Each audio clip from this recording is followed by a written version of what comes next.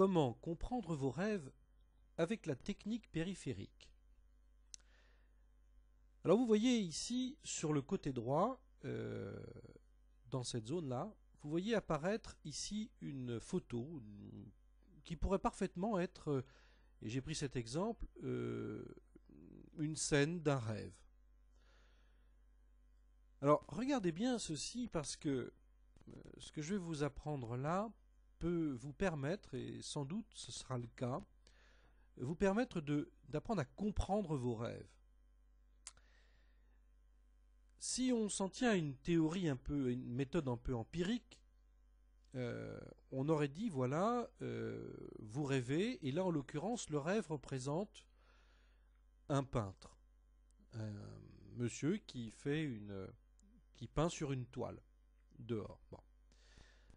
Alors la méthode empirique aurait été bien évidemment je dirais de suivre l'idée de qu'est-ce que veut dire peindre. Et peut-être auriez-vous été chercher dans un livre un dictionnaire des rêves, un dictionnaire des songes, pour essayer de trouver la solution. Et puis finalement, vous auriez peut-être obtenu plusieurs explications si vous preniez plusieurs livres qui vous auraient dit que la peinture était liée au fait de dessiner votre vie, un retour sur le passé, un miroir sur votre conscience. Un psychanalyste aurait dit c'est le miroir de votre inconscient, etc., etc. Il y aurait eu multiples explications.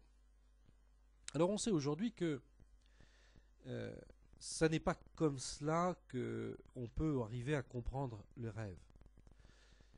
Le principe, c'est que la technique périphérique est complètement différente dans le principe, dans la méthodologie.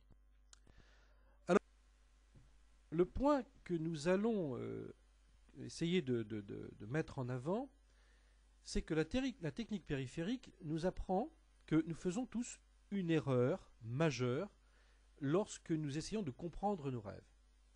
C'est le fait de focaliser. Pourquoi? Parce que quand on nous a appris, mais ça c'est le principe, on regarde la télévision, on regarde un film au cinéma, on regarde une image, une publicité, il y a quelque chose qui nous focalise au centre. En tout cas, si ce n'est pas au centre, il y a en tout cas un élément qui est central. Et pendant de nombreuses années, pendant très longtemps, on a pensé que le rêve, si on voulait le comprendre, il fallait se focaliser sur ce qu'on pourrait imaginer être la scène centrale. Eh bien, c'est pas du tout comme ça que ça marche. En fait, le rêve vous attire votre attention sur un élément central, certes, mais ça c'est uniquement une approche et un intérêt, je dirais, intellectuel. Mais en réalité, le rêve, dans son explication la plus profonde, en tout cas ce qui vous concerne vraiment, n'est pas dans l'accroche centrale, mais dans ce qui se produit autour, c'est-à-dire ce qui n'est pas vraiment exprimé dans la photo comme étant fondamental. Donc, retenez bien ceci. Lorsque vous avez un rêve, je ne parle pas d'un rêve qui serait véritablement très directif, qui vous dirait attention, ceci peut arriver. Bon, je ne dis pas cela. Mais dans la majorité des rêves, pour les comprendre, il ne faut pas se laisser attirer par le centre de l'histoire. Là, en l'occurrence, dans l'image qui pourrait être le rêve, c'est l'homme est en train de peindre.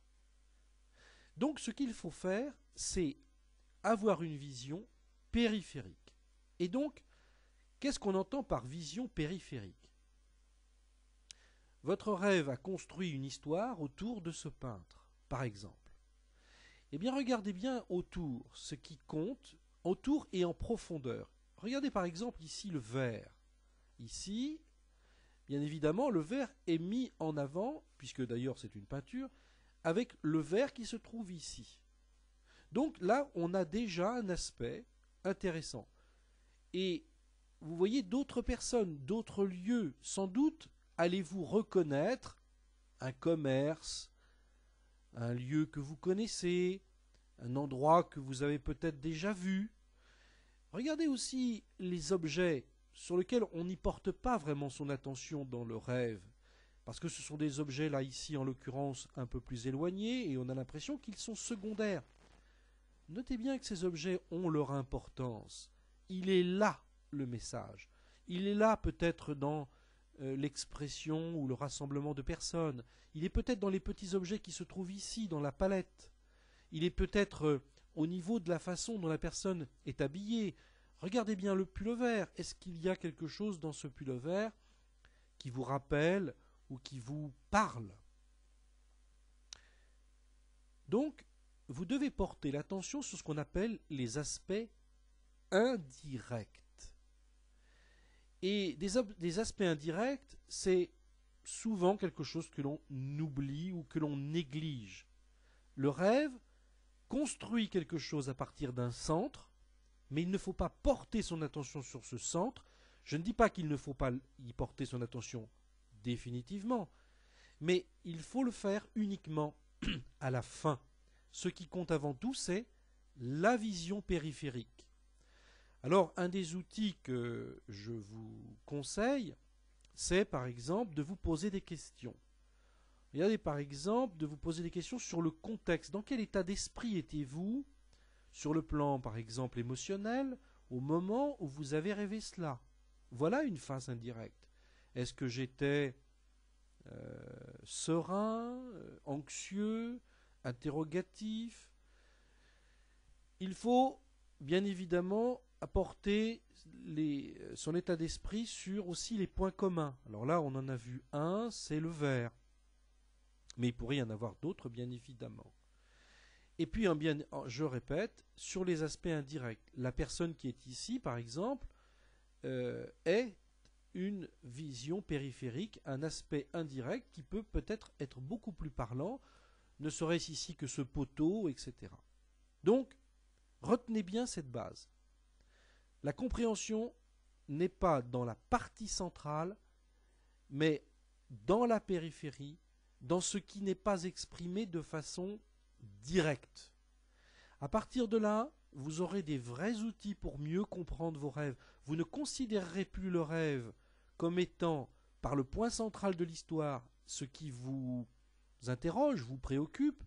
Ça peut être parfaitement l'image de quelque chose qui peut vous faire peur.